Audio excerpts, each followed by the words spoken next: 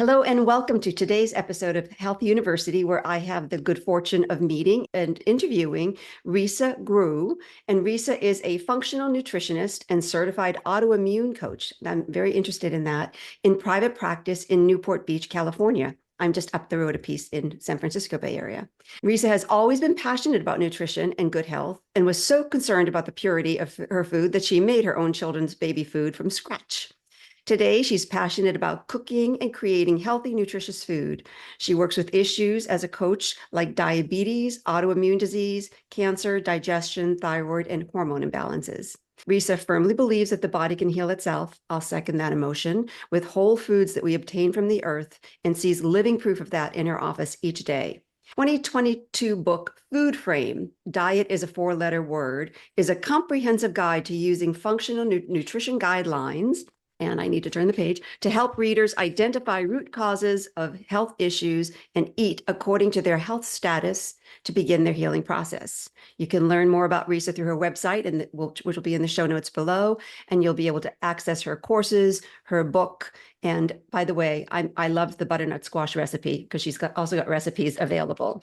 So welcome, Risa. Thank you for joining us today. Thank you so much, Susan. It's great to be here. Absolutely.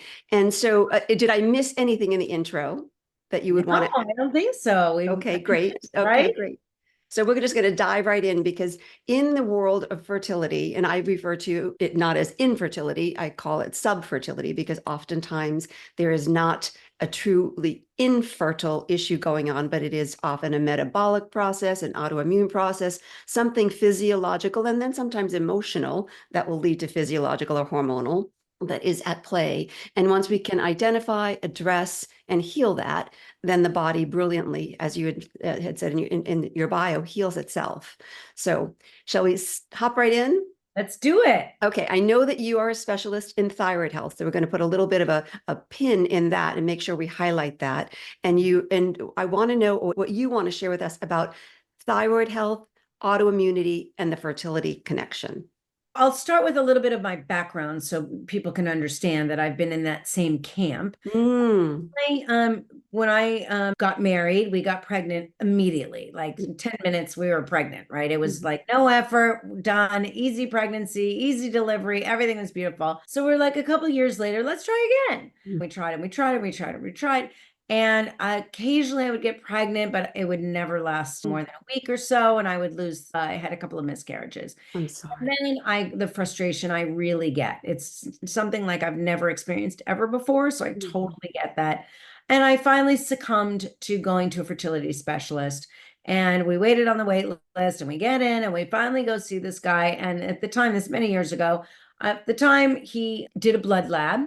And he looked at my thyroid and we went in and it was our appointment that we were going to go through next steps. And he basically slid a prescription across his desk to me. And he said, here, you got to take this.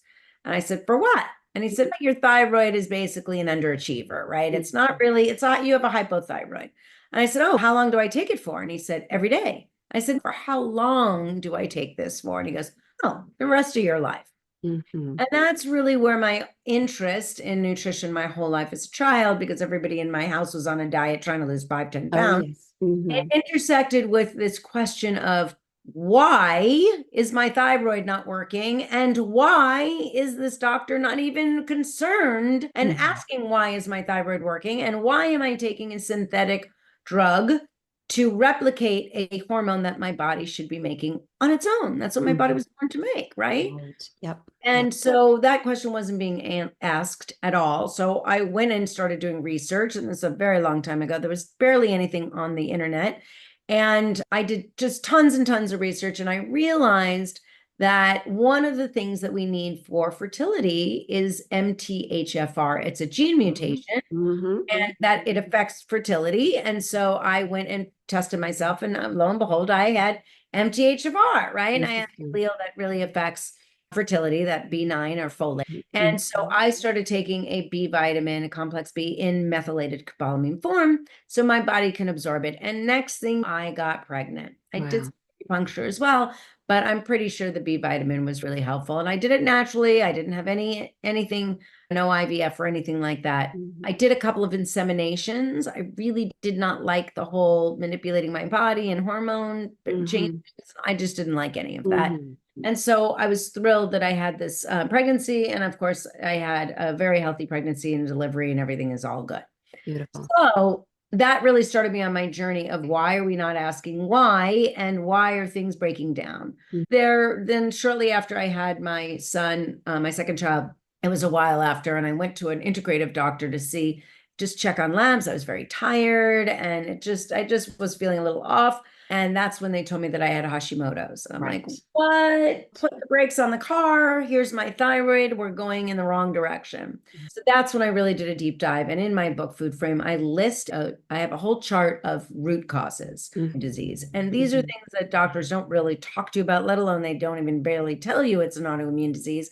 But I couldn't find anything at the time that had a list of what am I going through? I got to go through a checklist and make sure I can reverse this. So it took quite a long time, many years. And of course, every single marker, any root cause I had, metal toxicity. I had a lot of mercury in my system. I had already taken my fillings out, but I was going through a whole process of chelation that took almost a year. Things Mhm. like that. I went through that whole list. And I was able to fortunately reverse my Hashimoto's, which is awesome.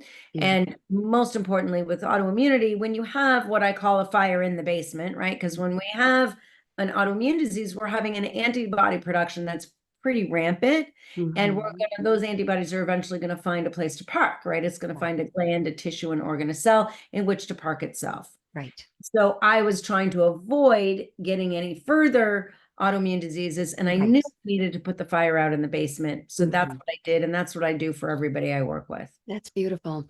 And Hashimoto's is a very common condition postpartum when a person's had her baby and then life is rather chaotic. She's probably not eating as well. She's definitely not sleeping as well, hydration, the whole bit. So she is set up for this inflammatory issue that then allows proteins that should be too big, molecules that should be too big to get to the bloodstream, and boom, the immune system is, as you say, on fire, saying, uh-oh, it's trying to do a good thing for us by saying something's in here in this bloodstream that shouldn't be here.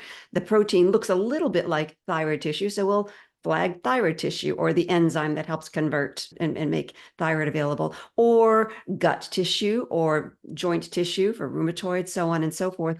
And you make a very good point that I really want to drive home, and that is once that immune system is triggered, it is not mitigated or quelled by doing the right things and reversing some of these things, it will go look for other tissues. So that is Right. where you get these progressive autoimmune conditions. It's not going to be satisfied with just thyroid. It will go look for other things all the way to brain tissue. So that's very interesting background. And I know that back in the day, it was not easy to get this information. I have the good fortune of having been trained by Dr. Datis Karatsian, who is Wow. in your backyard, right? He's down in your neck of the woods. Wow. And You're yeah, lucky. he's wonderful. He's Brilliant. wonderful. Yes, He brilliant. wrote the first book. Yeah. So given that you were able to reverse it yourself, and given that you needed to do a lot of investigation, I'm presuming, therefore, and want to learn more about your deep dive into functional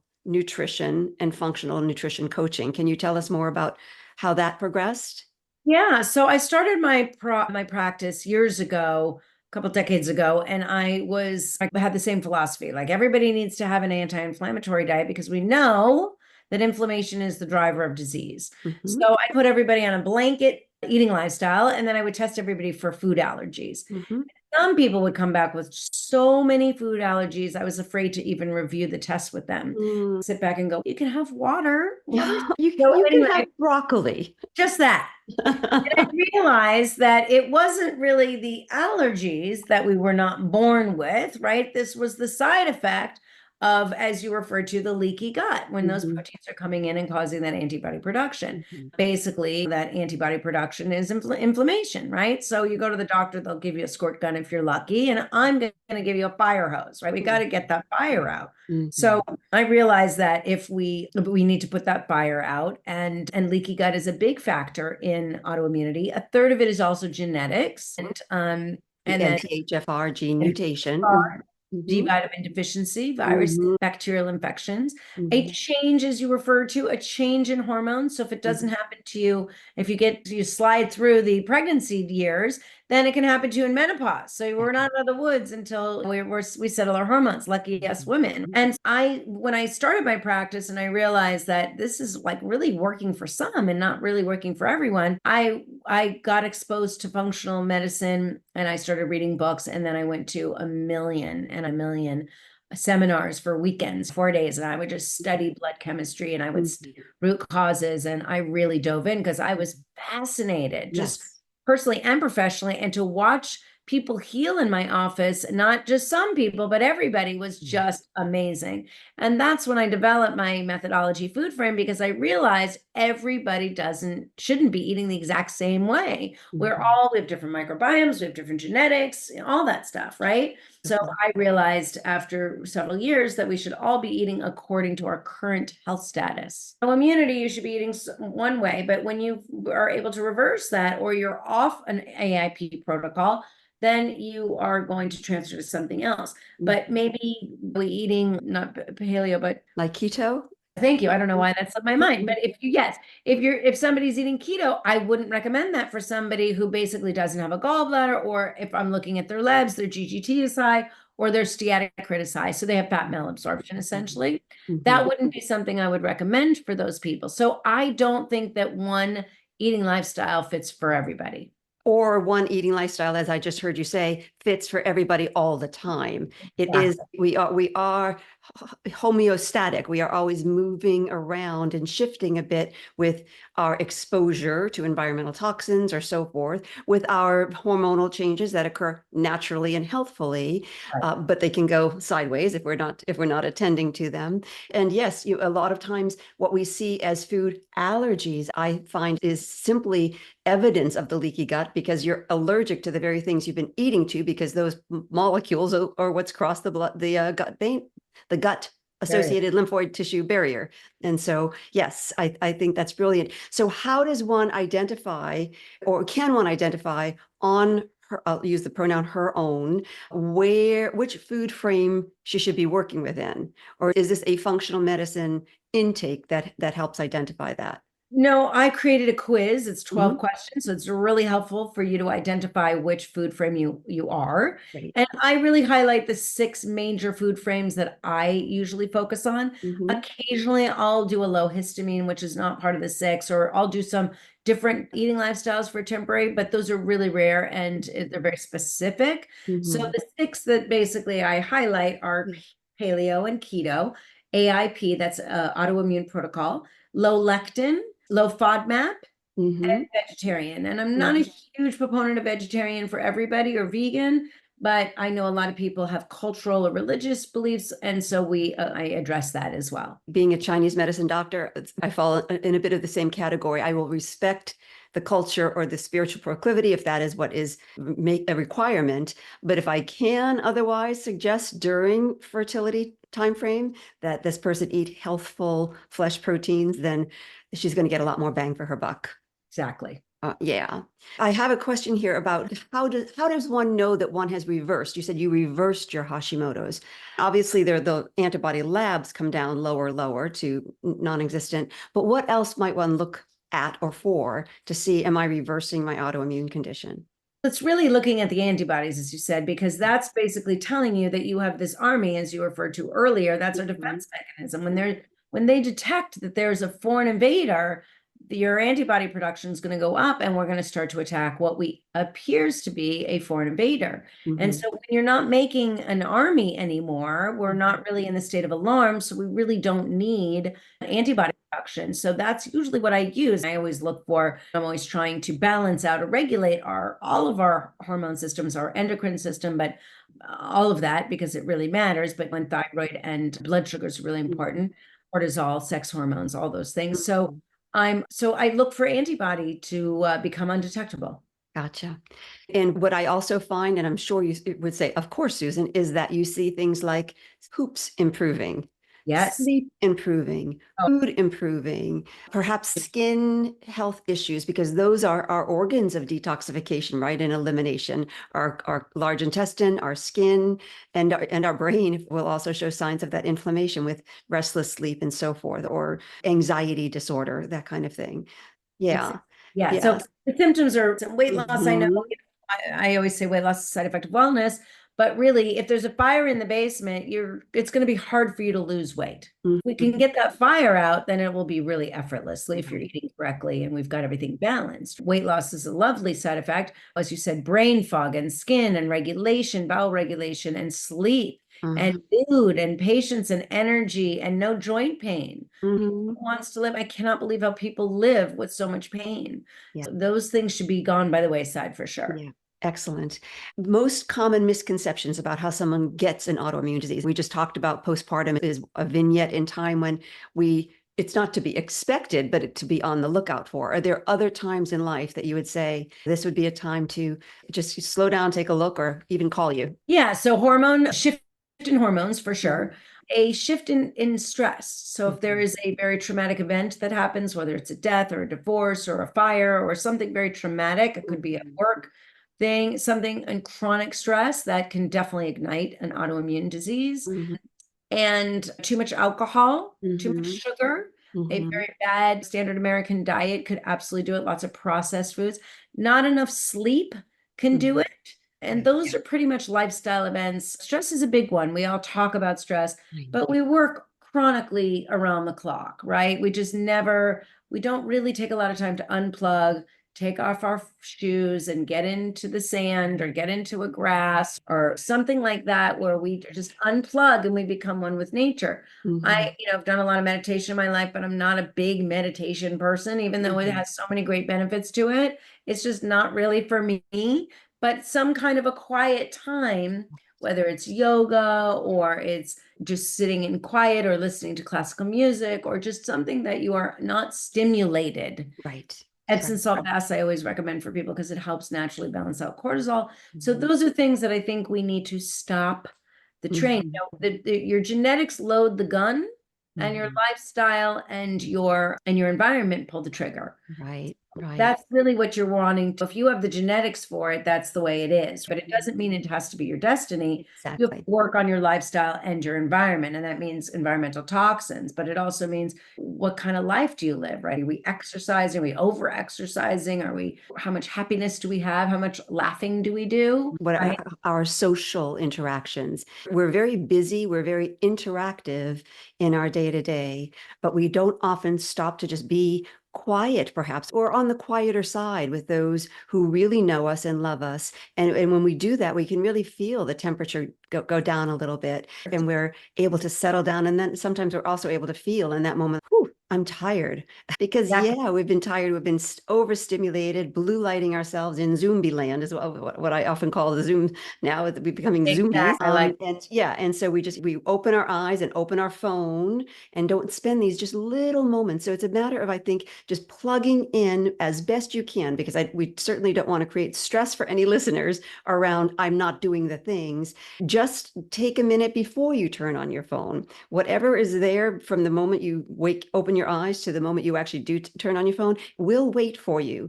So take that minute to breathe, to get your face to the sun, begin that whole shift in your circadian flow.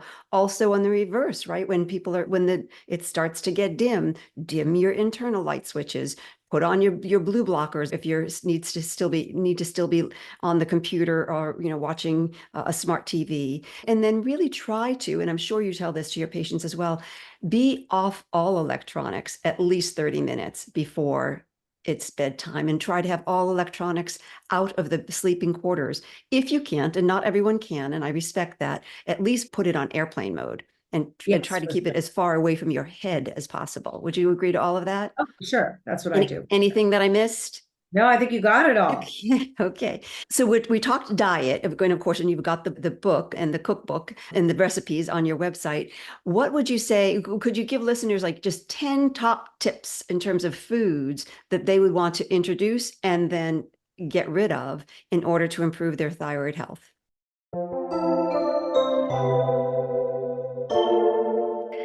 Thank you for listening to this episode of Health University. We always strive to find ways to improve our support of you. Please connect with us for a fertility assessment call at the link below, healthuniversity.co, note not .com, /your-fertile-health-call. We'd love to learn a bit about you and share our resources. Now, let's resume our conversation in today's episode. Yeah, the top thing I would say to people, as far as the top tip I would give, is detox and decrease your toxic load. So we're inundated with chemicals, inundated. So the average American female comes in contact with over 200 toxins just before she's left the bathroom in the morning. About nail polish and hairspray and hair product and shampoo and conditioner and whatever else we put in our hair, hair dye and makeup and deodorant and lotion. And it's insane how much. And perhaps we've got some fragrances in those things, and we've got a fragrant candle going, and it just goes on and on. Decreasing your toxic load is enormous. That's why I'm a huge fan of detoxing. In my detox, we detox for 2 weeks because we're getting labs in, but I cannot tell you the percentage of symptoms that just fall by the wayside by the time we're finished with that. We'll just feel better when we get these toxins out of our system, and they live in our fat cells and our fat tissue. So it's really imperative to clean out the body regularly. And that, I presume, is with diet and supplementation for but the detox and methylation. Yeah, the detox is two collagen shakes a day, but I'm all focused on protein, fat, and fiber. There's nothing like starvation or deprivation. You're eating animal protein, unlimited vegetables, a little sweet potato and yams, and good fats. So you're not starving. You're losing weight, but again, I focus on wellness, and weight loss is a side effect of wellness. So we're just removing these from our fat cells and fat tissues, but we have to get those toxins out. It's crazy.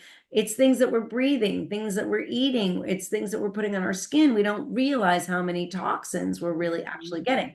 Any kind of those air fresheners, the air plugs, and people have them everywhere. I just went to the hairdresser a few months ago, and I was like, do you mind if I just unplug this one right next to me? And he's open the door.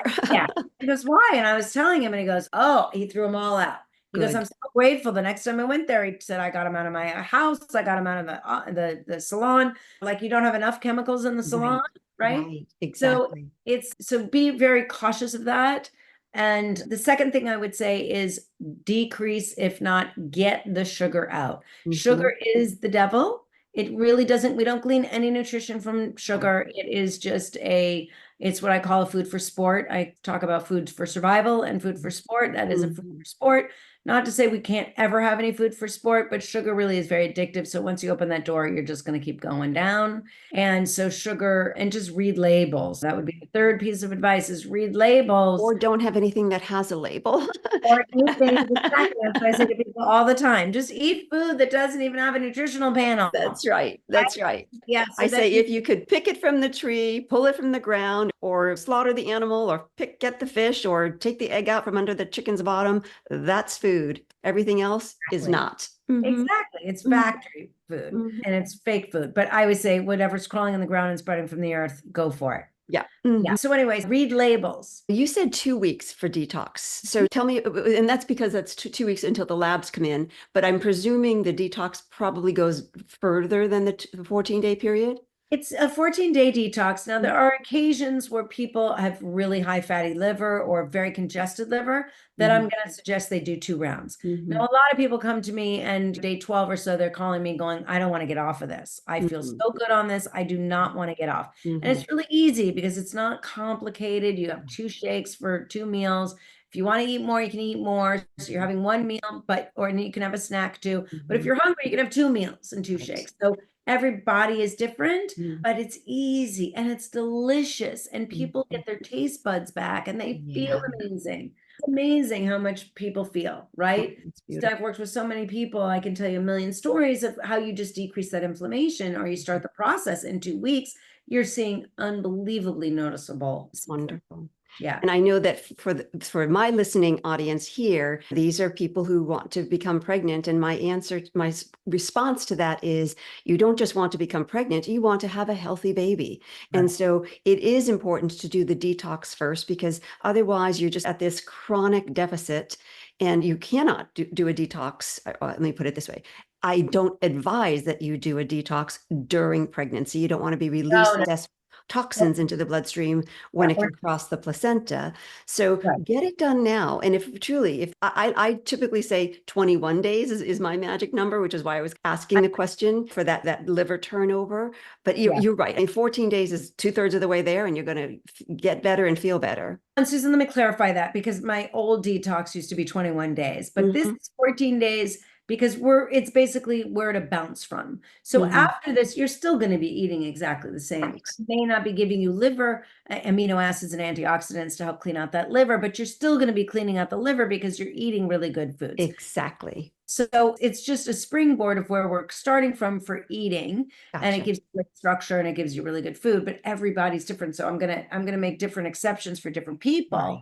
And there was something else you said that I wanted to address with the detox. And so yes, and then by that time we see the labs, then I know where to go with this person. Yep, that makes perfect sense. I know, do we have blood sugar dysregulation? And as far as and I've used my detox for years with people with infertility. They come into my office, we clean them. I usually do both, but I cannot tell you I've had an extremely high success rate. Mhm. So it just all the phthalates and all the endocrine disruptors that we are having, carrageenan and titanium dioxide and all these Formaldehydes and in your clothing that you're putting your face on and sleeping on all night because you want those wrinkle resistant sheets. Yep. exactly. Yeah. So all of that is interfering with the endocrine, their endocrine disruptors, and the system is going to respond to that. I Mhm. think we're going to have an increasing infertility rate as we grow. Oh, the data now is 1 in 5. So 20% of people of reproductive years are determined to have some struggle with fertility. Half of Wow. those who have struggled with infertility, it's male factor because men are also being exposed and not being treated because we just look to the woman. What I will say, though, I did hear a piece of data that was very encouraging, and that it is because of these kind of conversations and up-leveling the awareness of some simple, not always easy, but simple lifestyle changes, there is a presumption and a slight tick toward reversing that trend. And wouldn't that, I could just get a little verklempt. I am a big advocate for IVF for those who need it, want it. I am not one of those IVF bad, natural medicine good. I think it's both. It's not an either or, it's a this and. I will say that if someone's considering IVF, then I think there's an added impetus for adding natural medicine, nutrition, all of these things, because IVF in and of itself, while it's going to get eggs and embryos and be available for a transfer, it's working with you as you are. And so if as you are is struggling with toxins, then that's going to be part of the results. But if we can get the as you are healthier, then that's going to be part of the results. It makes me happy to share this, and it is a hearsay. I'm actually relaying hearsay here because I don't have the research that was spoken from, but I sure hope that it is true and that there's more of this, because again, we need not just a positive pregnancy test, right? We need a healthy baby, we need a healthy family, we need a healthy future. That baby will hopefully one day grow up and, should they desire, have babies themselves. And so we got to make that change now. And sometimes when we can't make it for ourselves, we can make it for others. We can make it for that baby who's coming or that grandchild who may be coming one day. Yeah, for sure. As you can see, you got me pretty animated here. I love this conversation. I think that it is the crucial conversation that everybody needs to have, no matter where you are in the spectrum, from menarche through menopause or beyond. This is the key. This is where we went off track, where we went sideways. So before we wrap it up, because I want to be respectful of your time and the listening audience's time, are there any other points that you want to make? And I will zip it so that I can listen to you. Oh, you're so sweet. Yeah, I could go on and on. I could talk to you forever, Susan, but I think we talked about just eat real food and look at your labels and get the chemicals out of your house and your food and what you're putting on your body. And I love EWG, which is Environmental Working Group. It's a great app. It's a website. I have nothing to do with them, but I use them all the time. Mm, And they just are excellent if you want to just see how toxic your food or your cleaning products or your makeup is. mm, Really helpful. mhm. When I buy something new, I go through EWG to see how toxic it is. Right, So because you just call it up on the app And Yeah, that's while you're great. in the store, you can put it back on the shelf. And what's interesting, so I said I was going to zip it, but I guess I can't. I have found, and I do believe it to be true, that when we take away some of the toxins that are in our beauty, hair care, house cleaning, environmental, some people are putting junk on their rug before they vacuum it for a fragrance or candles or something like that. Think of the money you're saving. That money can go toward organic. And Exactly. when you eat organic, you don't have to eat as much. You're going to be satisfied with less because you're getting the nutrients. And So you won't be spending it at the doctor's office. exactly, exactly. Listeners, all of this information and your ability to access Risa will be in the show notes. So please take a look, click through to her website. She's got courses on thyroid and other detox, right?